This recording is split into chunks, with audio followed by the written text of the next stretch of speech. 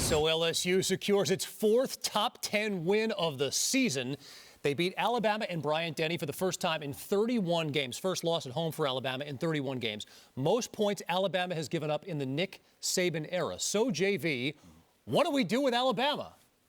We do what we would do with any other team that gave up 46 points at home. We would drop them, and for Alabama, unfortunately, it'd be out of the playoff, right? So there'd be, number 3, they started off, bring them down to a 5, 6, 7, somewhere around there because, frankly, they weren't that good on defense. They just weren't. And when you watch them objectively, you saw missed tackles, you saw busted assignments, you saw gaps, holes in the defense. They just weren't that good.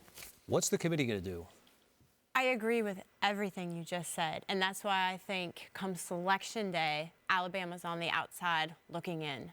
But on Tuesday, when the committee releases its ranking, I can also see them only dropping Alabama to number 4. And I say that because Alabama's schedule hasn't changed. They still haven't beaten a ranked opponent. The committee told us last week, we like how they look. And you know, they made a case. They almost won the game.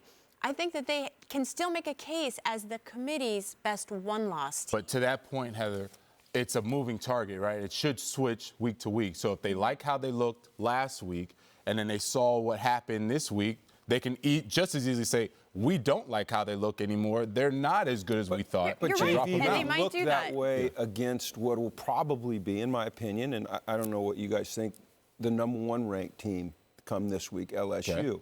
Okay. One of the most prolific offenses in the country with a quarterback that is absolutely on fire.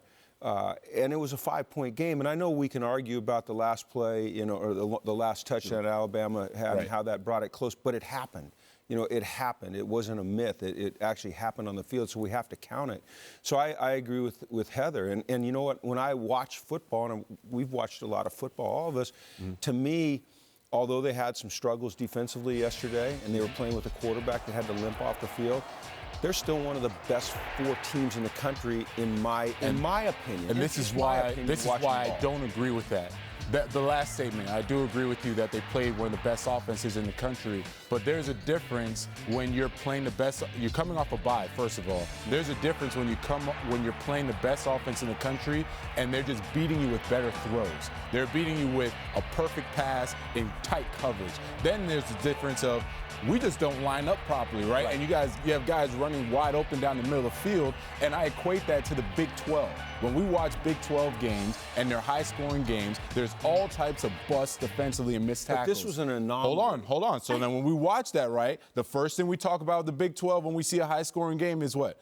Bad defense. So if we're going to just take away the SEC moniker and the Big 12 and we're just watching what happened yesterday objectively, it was bad defense. Bad defense for one game, not consistently bad defense. Well, and listen, I'm not but it's supposed to take within a week. It's only a snapshot of each week, right? We saw some things yesterday defensively that were so out of character for Alabama. You talk about, but it happened. I agree. I'm not arguing with you on that point. Yeah. I'm saying I still, as I watch them play football, and I look at the skill that they have on offense, and I know that they're playing with a quarterback.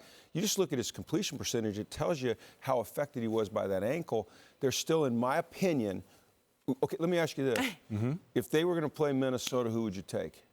It doesn't matter. No, I'm asking you. No, it doesn't matter because I asked you. Well, if I'm, not in that respect. I'm not disrespecting you, but what I'm saying is that part doesn't matter because if you're asking about is Minnesota better than Alabama? No, right now, no. But that's not the question, and I'm not saying Minnesota should be in the top 4. Because of your conversation right here and your debate, you cannot unequivocally say Alabama's one of the 4 best teams. And that's why I think come Selection Day, they're going to be left out because people have to remember that they have protocol. The selection committee members have protocol. And when everybody else is playing their conference championship game, Alabama's going to be sitting there. Now, you're talking about this Tuesday? No. I'm talking about December 8th. You two are illustrating, your debate is illustrating why it is not perfectly clear that Alabama's a top 4 team at the end of the day. And they're going to be committee members around the room having the exact same discussions you are. Alabama is not going to have that conference championship or strength of schedule. Right, and their best win could possibly be against an Auburn team that at that point might be losing their 4th game of the year at that point. They gave up 46 points yesterday. That has to be accounted for. Hey, thanks for watching ESPN on YouTube. For more scores, highlights, and analysis, you can download the ESPN app. You've got the ESPN app, right? Honestly, on Saturdays for college football fans, if you don't have the ESPN app, that's the lifeline for every college football fan. So you have to have that. The live streaming now, ESPN Plus. To me, it's the only way to go. ESPN Plus was key for me recently. Got to get ESPN Plus. Arkansas State, Troy, down to the wire. Loving it. Superdog winner.